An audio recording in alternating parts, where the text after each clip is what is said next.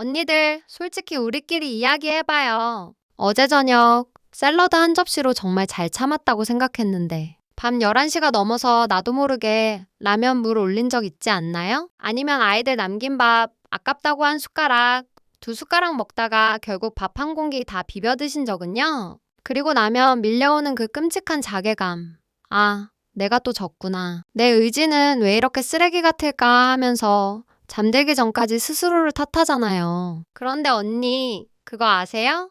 그건 언니 의지가 약해서가 아니에요. 저 김유진도 다이어트 전문가라고 떠들고 다니지만 남자친구랑 싸운 날엔 매운 떡볶이 국물까지 싹싹 긁어먹어요. 오늘은 우리가 왜 먹는 것을 멈출 수 없는지, 그 진짜 이유를 아주 과학적이고 심리학적으로 하지만 아주 쉽게 풀어드릴게요. 제인 옥덴 박사님의 식습관의 심리학이라는 책을 통해서 말이죠. 이 책의 저자 제인 옥덴은 아주 충격적인 이야기를 해요. 다이어트를 하겠다는 그 결심 자체가 오히려 우리를 살찌게 만든다는 거예요. 이게 무슨 말장난 같죠?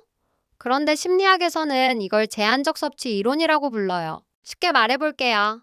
제가 지금부터 언니들한테 분홍색 코끼리를 절대 생각하지 마세요. 라고 하면 어때요? 머릿속에 온통 분홍색 코끼리만 둥둥 떠다니죠. 다이어트도 똑같아요. 빵을 먹으면 안 돼. 초콜릿은 살쪄라고 금지하는 순간 우리 뇌는 온통 빵과 초콜릿 생각으로 가득 차게 돼요. 뇌가 그 음식에 집착하게 만드는 스위치를 켜버리는 꼴인 거죠. 심리학 용어 중에 What the hell 이펙트라는 게 있어요. 우리말로는 에라 모르겠다. 효과 정도로 해석할 수 있겠네요. 다이어트 중에 쿠키 딱 한 조각만 먹으려고 했는데 입에 넣는 순간 에라 이미 망했어 하면서 쿠키 한 박스를 다 먹어치운 경험 다들 있으시죠? 이게 바로 강박적인 다이어트가 부르는 부작용이에요. 완벽하게 통제하다가 아주 작은 틈만 생겨도 둑이 무너지듯이 와르르 무너지는 거죠. 제인 옥대는 말해요. 엄격한 규칙을 세울수록 그 규칙을 어겼을 때의 반동은 훨씬 더 크다고요. 그러니 한 번의 실수로 자신을 너무 몰아세우지 마세요. 그건 뇌의 자연스러운 반응이니까요. 언니들, 냉장고 문 열 때 한번 생각해 보세요. 꼬르륵 소리가 나서 여는 건가요? 아니면 마음이 허전해서 여는 건가요? 책에서는 우리가 생물학적인 배고픔보다 감정적인 배고픔 때문에 먹는 경우가 훨씬 많다고 지적해요. 육아 스트레스, 남편과의 말다툼, 직장에서의 압박감. 이런 부정적인 감정을 느낄 때 우리 뇌는 빠르고 확실한 위로를 원해요. 그게 바로 달콤하고 기름진 음식이죠. 음식이 주는 포만감이 마치 사랑받는 느낌이나 안정감처럼 느껴지도록 내가 착각을 일으키는 거예요. 저도 예전에 남자친구랑 헤어지고 나서 일주일 동안 초콜릿 아이스크림을 달고 살았는데 그게 배가 고파서였겠어요? 마음이 아파서였죠. 재밌는 실험 이야기가 하나 있어요. 시계가 조작된 방에 사람들을 넣어놓고 관찰했대요. 실제로는 12시가 안 됐는데 시계를 1시로 맞춰놓으니까 사람들은 배가 고프지도 않은데 밥을 먹더라는 거죠. 우리는 내 몸의 신호보다 외부의 신호에 더 민감하게 반응해요. 점심시간이니까 먹어야지. 뷔페에 왔으니까 본전 뽑아야지. 남기면 아까우니까 다 먹어야지. 이런 생각들이 우리를 과식하게 만들어요. 특히 언니들, 아이들 키우다 보면 아이들 남긴 음식 처리만 되기 쉽잖아요. 그것도 일종의 외부 단서예요. 음식물 쓰레기라는 단서에 반응해서 내 위장을 쓰레기통처럼 쓰고 있는 건 아닌지 한 번쯤 멈춰서 생각해 봐야 해요. 이 책에서 또 하나 흥미로운 점은 부모님, 특히 엄마의 영향력에 대해 이야기한다는 거예요. 어릴 때 밥 다 먹어야 착한 어린이지. 라는 칭찬 듣고 자라셨죠? 혹은 울 때마다 사탕이나 과자 물려주며 달래주셨던 기억 있나요? 음식은 단순히 영양소가 아니라 사랑, 통제, 보상의 수단으로 학습되어 왔어요. 어른이 된 지금도 우리는 스트레스를 받으면 무의식적으로 어린 시절의 위로 방식을 찾아요. 엄마가 해주던 따뜻한 밥 한 끼가 그리운 것처럼 음식을 통해 정서적 결핍을 채우려는 거죠. 이건 언니 잘못이 아니에요. 아주 오랜 시간 학습된 무의식의 패턴일 뿐이죠. 오늘 하루 정말 고생했어. 나에게 주는 선물이야.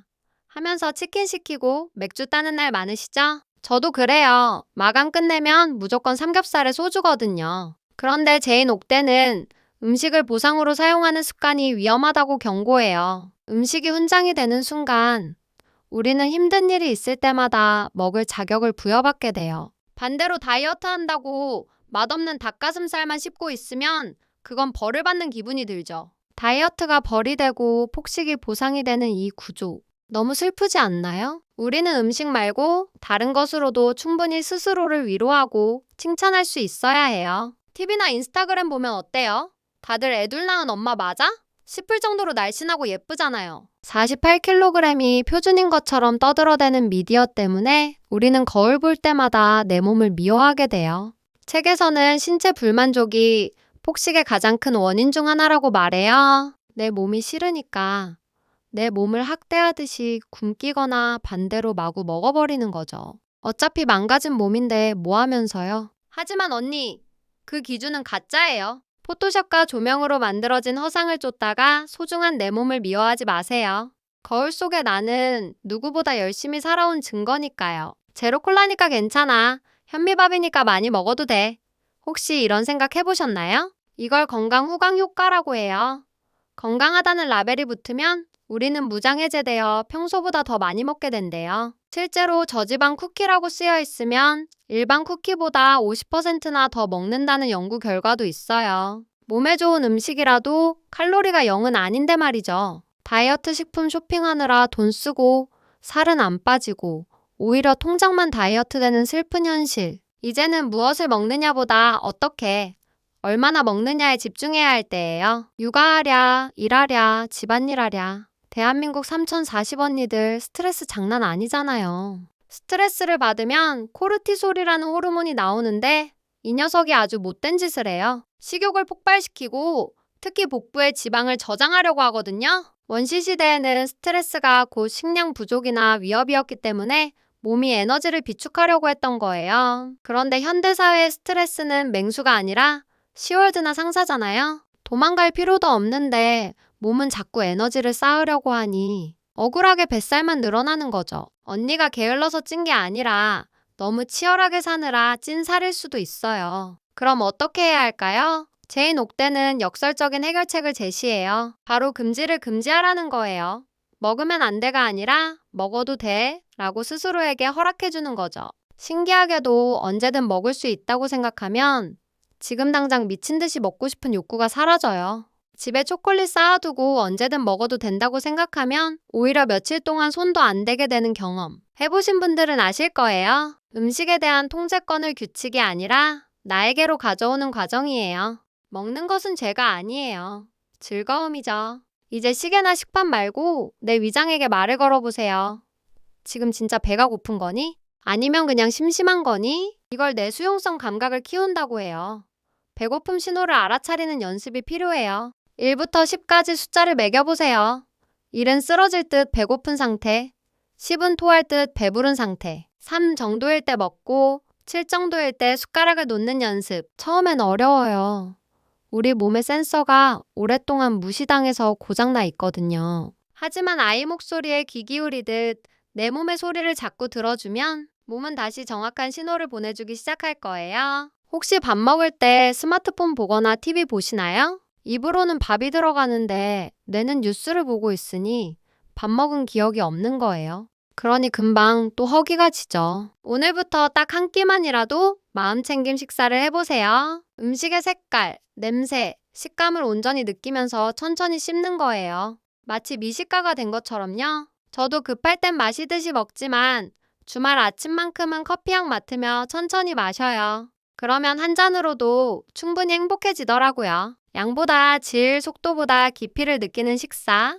그게 진짜 포만감의 열쇠입니다. 어제 과식하셨나요? 그래서 오늘 아침부터 자책하고 계신가요? 제발 그러지 마세요. 과식은 실패가 아니라 내 몸과 마음이 힘들다는 신호였을 뿐이에요. 친구가 힘들어서 폭식했다고 하면 야, 너 의지방약이야 라고 비난하실 건가요? 아니잖아요. 많이 힘들었구나.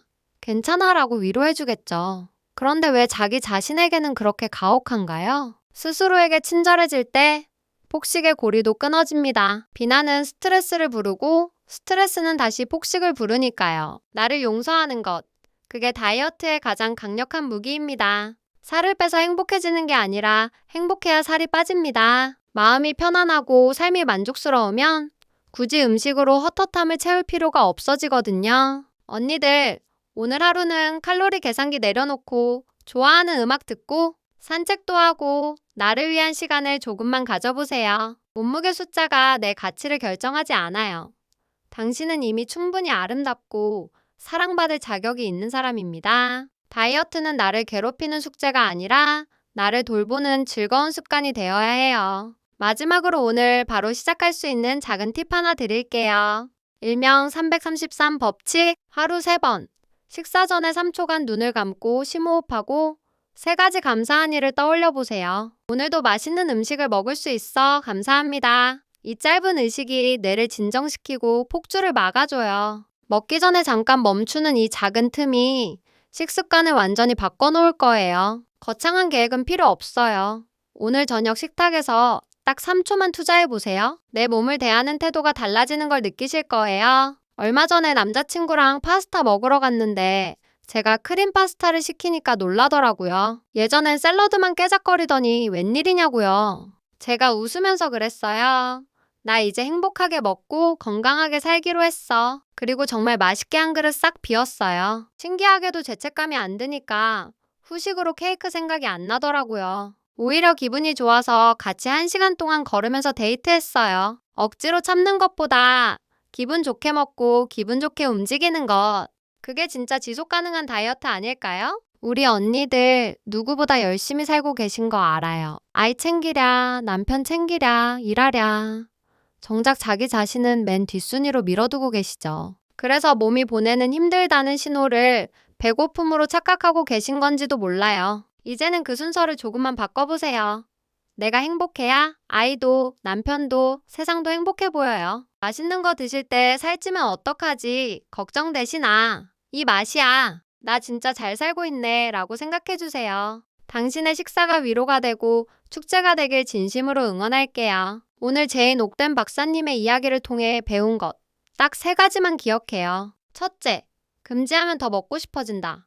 둘째, 내 몸의 소리를 듣자. 셋째, 나를 비난하지 말고 용서하자. 이 3가지만 기억해도 다이어트 강박에서 훨씬 자유로워질 수 있어요. 다이어트는 평생 해야 하는 숙제가 아니라 내 몸을 알아가는 여행이라는 거 잊지 마세요. 이제 그만 굶고 건강하게 드세요. 그리고 거울 속의 나에게 오늘도 예쁘다고 말해주세요. 오늘 영상이 마음에 와닿으셨다면 지금 바로 댓글에 나는 나를 사랑해라고 적어주세요. 쓰는 것만으로도 치유가 시작된답니다. 앞으로도 언니들의 몸과 마음이 건강해지는 이야기 계속 들려드릴게요. 구독과 좋아요 꾹 누르시고 우리 같이 행복한 다이어트 해요.